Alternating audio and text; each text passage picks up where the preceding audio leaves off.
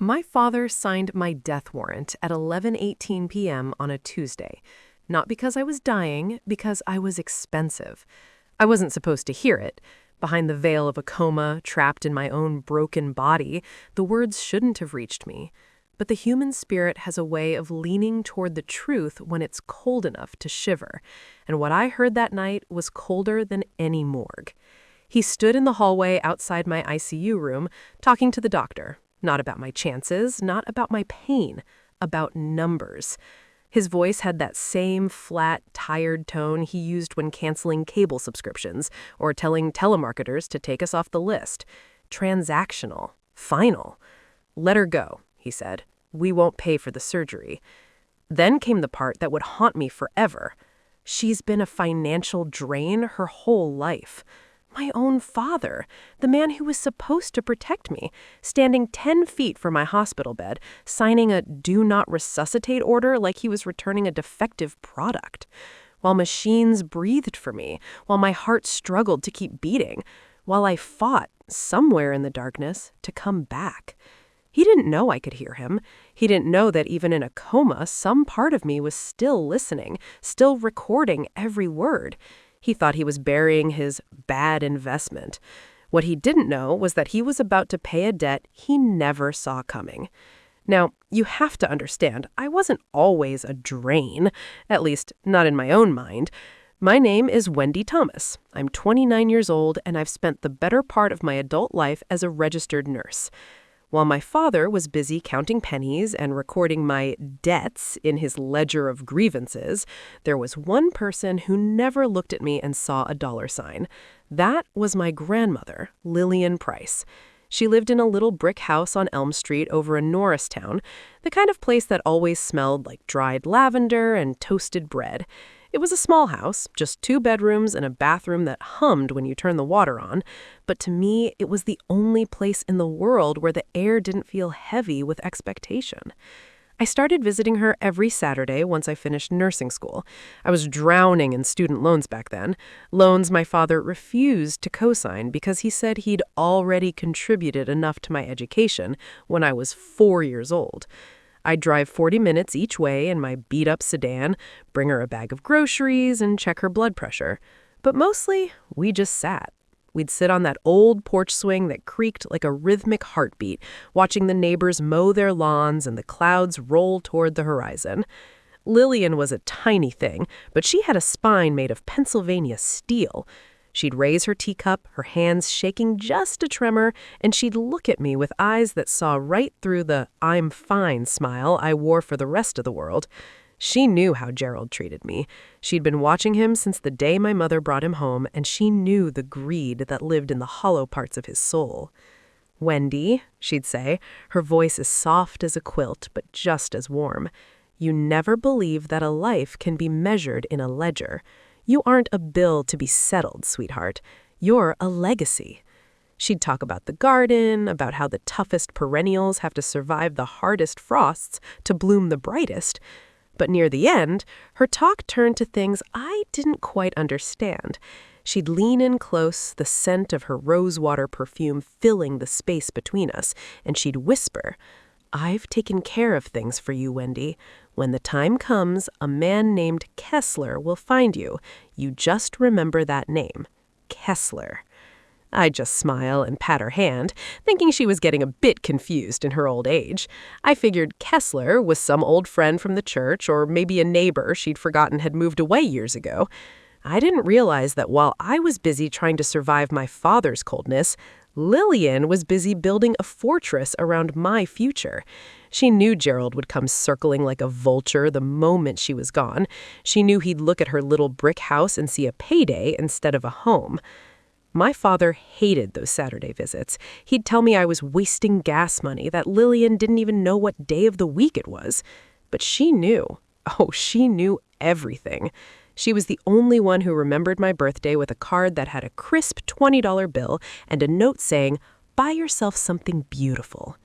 When she passed away that Thursday in March, I felt like the last light in my world had been snuffed out. Gerald handled the funeral like he was settling a business merger, quick, cheap, and without a hint of a eulogy. He wouldn't even let me speak. "Keep it short," he told me at the door. "We're not making a spectacle." I stood in the back row, clutching a handful of lavender from her garden, feeling utterly alone. I didn't know then that Lillian's love was still working. I didn't know that the name Kessler was the key to a door I hadn't even seen yet. It would take a car wreck and a signed death order before I realized my grandmother was the smartest woman I'd ever known. 3 months after we laid my grandmother to rest, the world decided it hadn't quite finished testing me. It was 4:17 in the morning on a drizzly Tuesday. I remember the glowing green numbers on my dashboard because I was doing that tired math all nurses do, calculating how many precious hours of sleep I could squeeze in before my next 12-hour shift.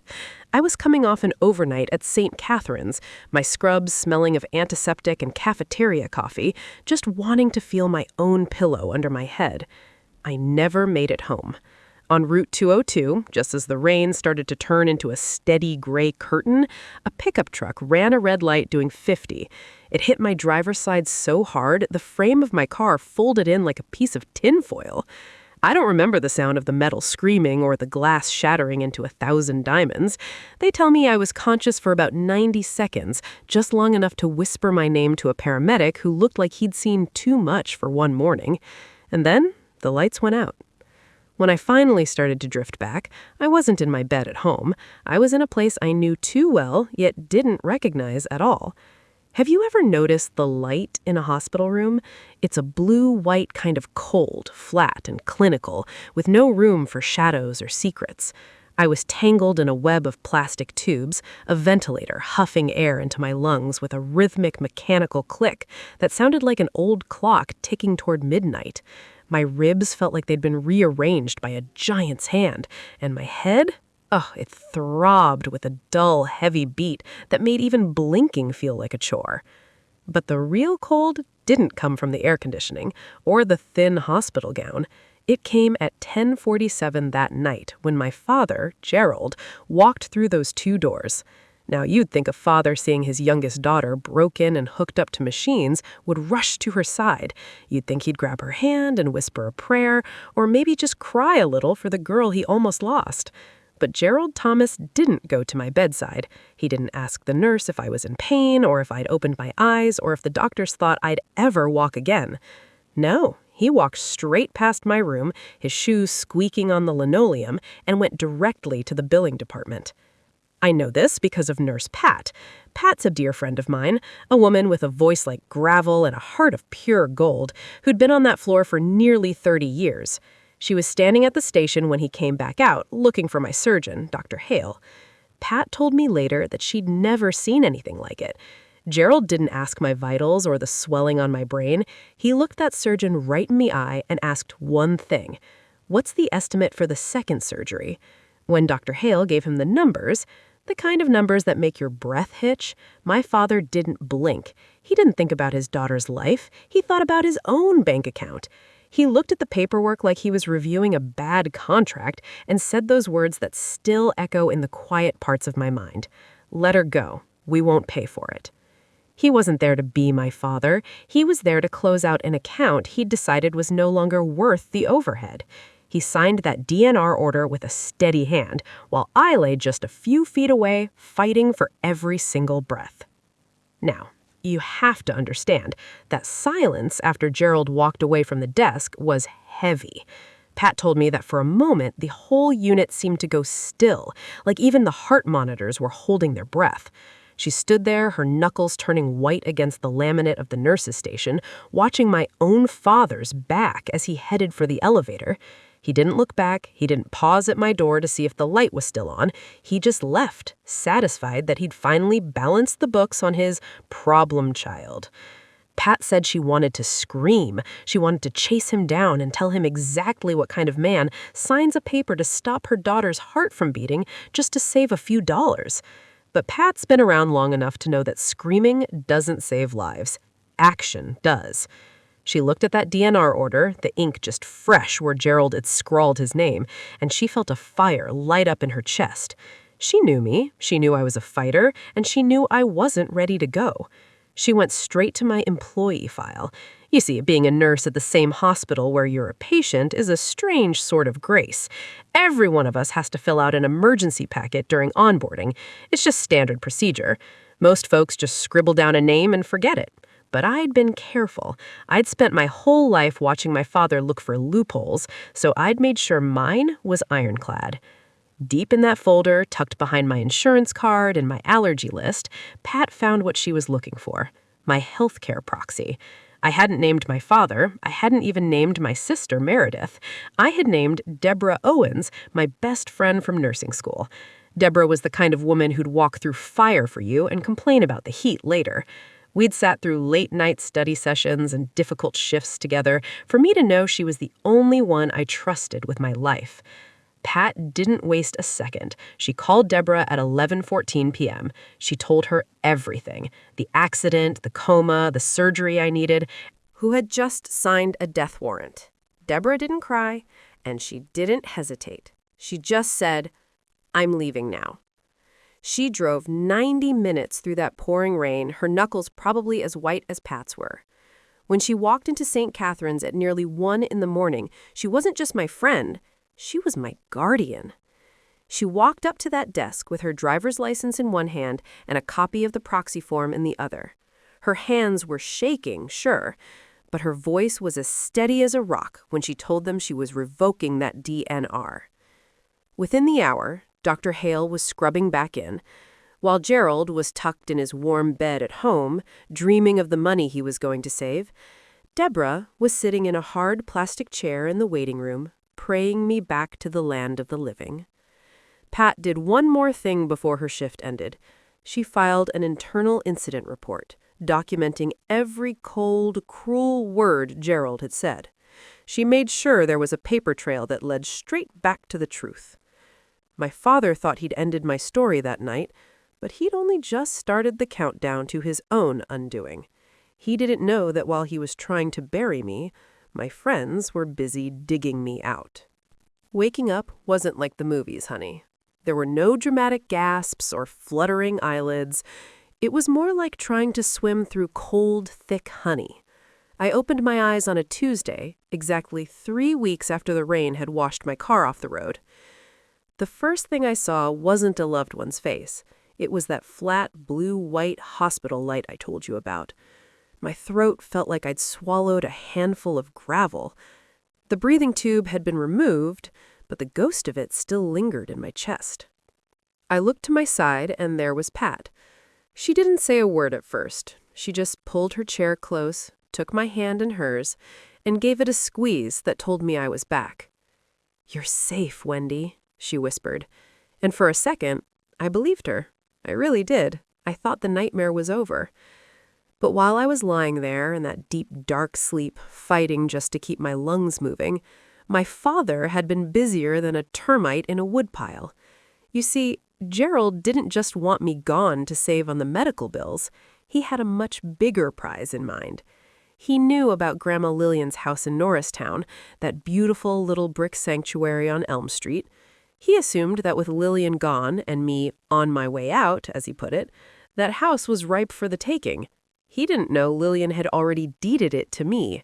He just saw an empty house and a chance to fix his own hidden messes. While I was in that coma, Gerald went to work.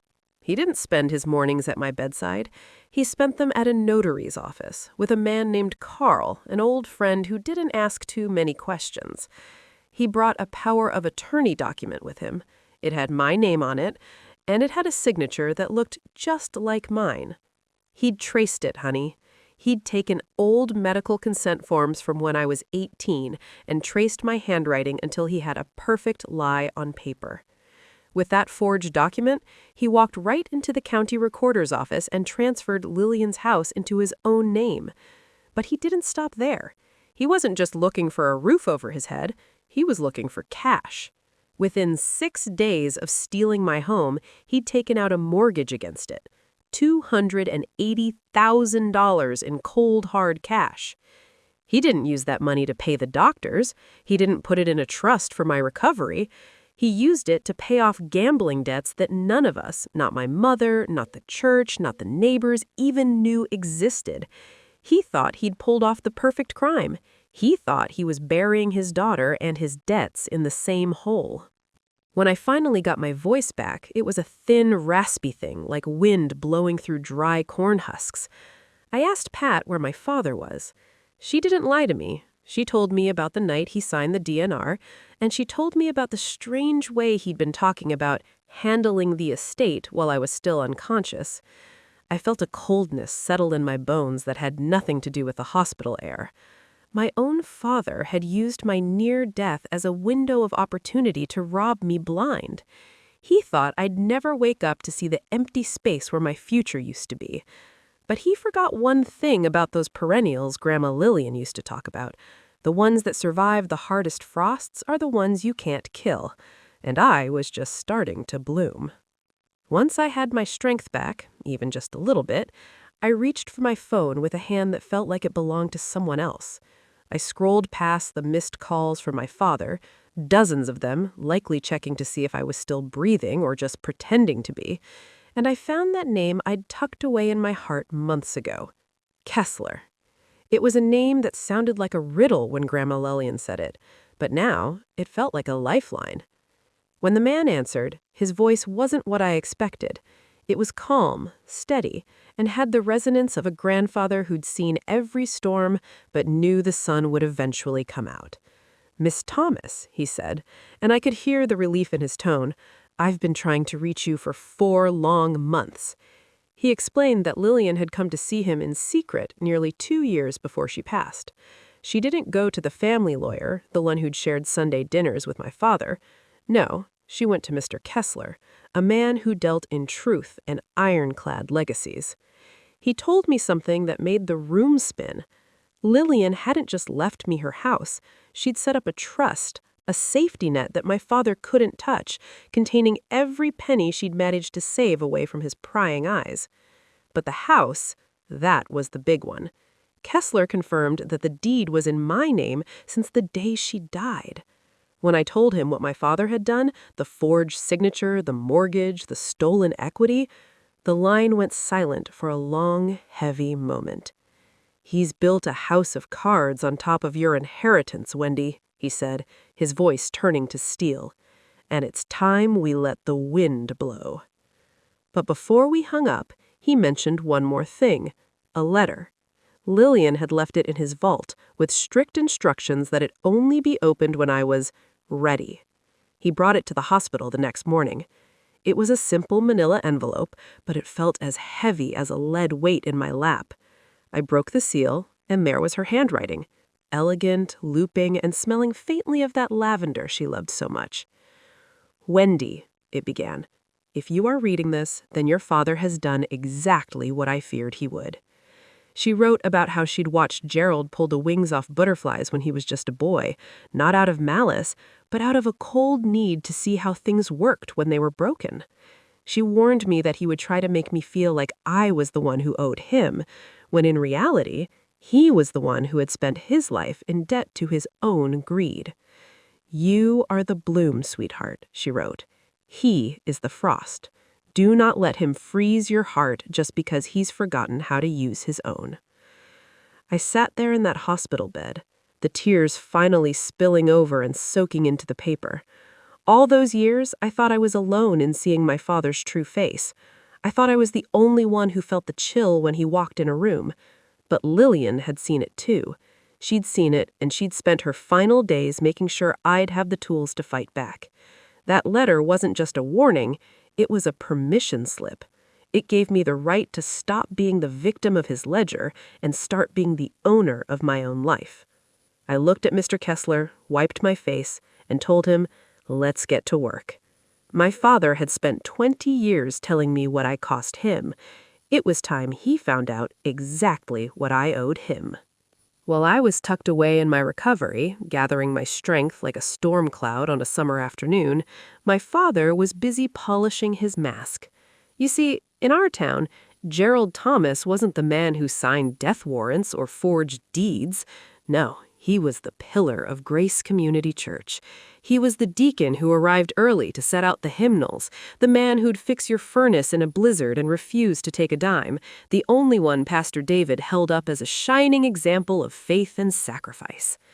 Every Sunday, he'd stand in that sanctuary, his voice deep and comforting like a warm blanket, leading the prayers for his miracle daughter. He had 120 people convinced he was a saint, all while that $280,000 secret was burning a hole in his pocket. He loved the theater of it all. He loved being the tragic hero, the weary father carrying the cross of my medical bills. But behind closed doors, the sacrifices he talked about were actually markers at a card table and debts to men who didn't care about his status in the church. He thought he was safe because he'd chosen a stage where nobody would ever think to look behind the curtain. Who would question a deacon? Who would dare suggest that the man ushering you into your pew was the same man who had stolen his daughter's home while she was fighting for her life? He had built his reputation on the backs of people's trust, and he was using that trust as a shield. But I was busy too. I spent my days at Deborah's apartment, sitting at the kitchen table with Mr. Kessler on speakerphone. We weren't just looking at bank records, we were building a timeline of every lie he'd told since the night of the accident. I had the hospital incident report Pat had filed, the probate records Lillian had sealed, and the notification from the bank that the mortgage was now flagged for fraud.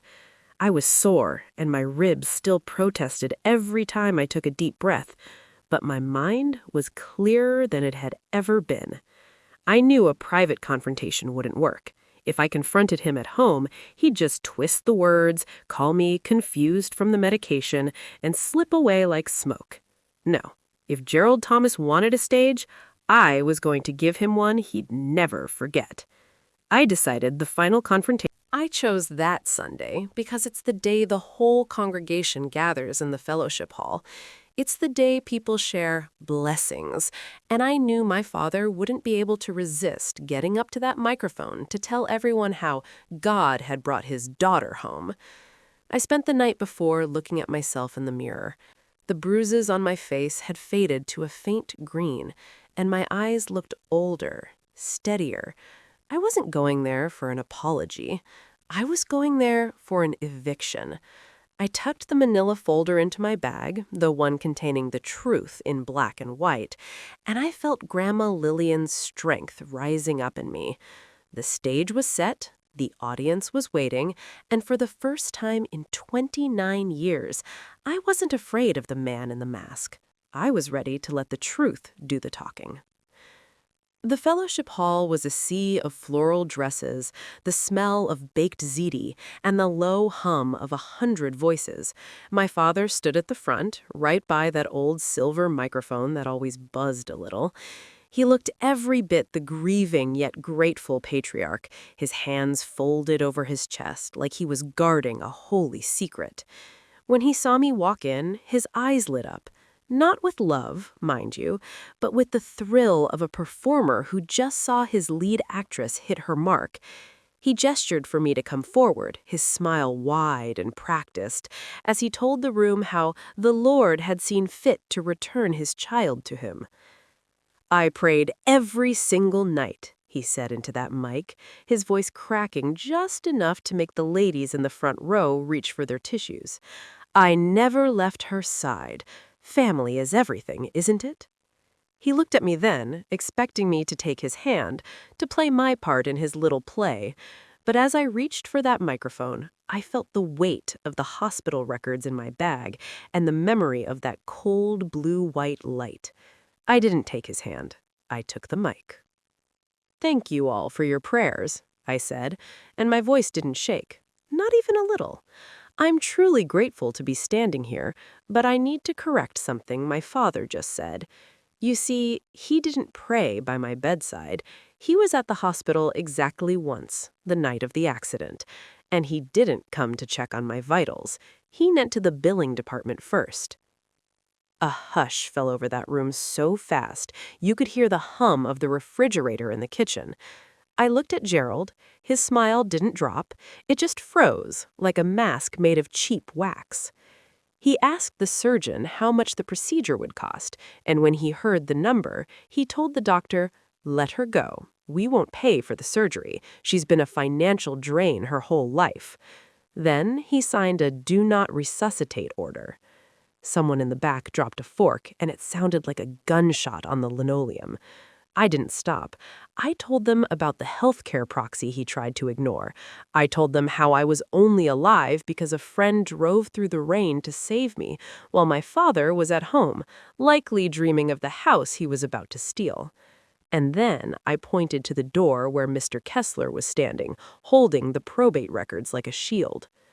"While I was in that coma," I said, looking my father right in the eye, "he forged my signature. He stole my grandmother's home, a woman who sat in these pews for 30 years, and he took out a mortgage to pay for debts he was too proud to admit. He's been standing at this microphone for 15 years, telling you who he is. I think it's time you know the truth." Gerald tried to step forward, his face turning a dark, bruised purple. "She's on medication," he shouted, his voice high and desperate. "She's confused." But nobody moved. Nobody reached out to comfort him. They just sat there, 120 people looking at the man they thought they knew, seeing the cracks in the wax for the first time. I set the microphone down on the table with a soft thud. The reckoning wasn't a shout. It was the sound of 100 hearts closing their doors to a liar. And for the first time in my life, I could breathe without feeling like I owed him for the air. The silence that followed my walk out of that fellowship hall was the loudest thing I've ever heard. Within 24 hours, the world my father had built out of lies and polished brass started to crumble, piece by painful piece. The bank froze that mortgage before the sun went down on Monday, and by Tuesday, the church board had held an emergency meeting. They didn't even ask for his side of the story.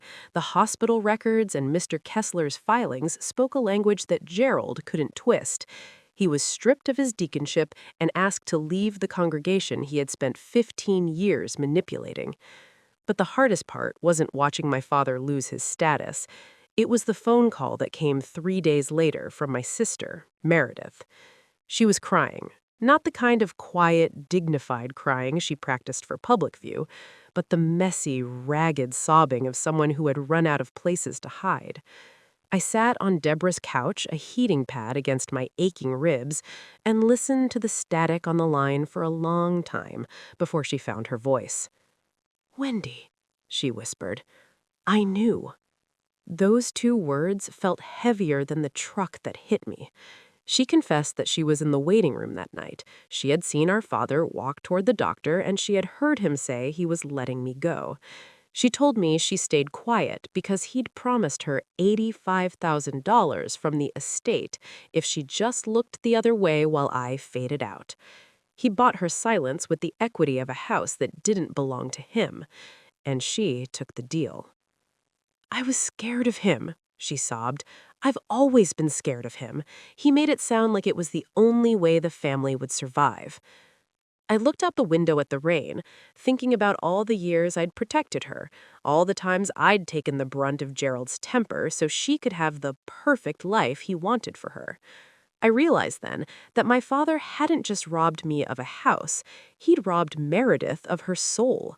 He trained her to be just like him, to see people as transactions and loyalty as something that could be bought if the price was right. "Meredith?" I said, and my voice felt like it was coming from a great distance. "Fear is an explanation, but it's not an excuse. You watched him sign my death warrant, and you thought about your bank account." The line went quiet, save for her shaky breathing. Then she told me about the letter Grandma Lillian had left for her. It was shorter than mine, just a few lines, that read, "I love you, Meredith, but you are too much like your father. Choose differently." She asked me for forgiveness, but I told her the truth, that forgiveness isn't a gift you give to someone to make them feel better. It's a door you open when you're ready to walk through it. I told her I wouldn't pretend I didn't exist, but the relationship we had was dead and buried in that hospital room.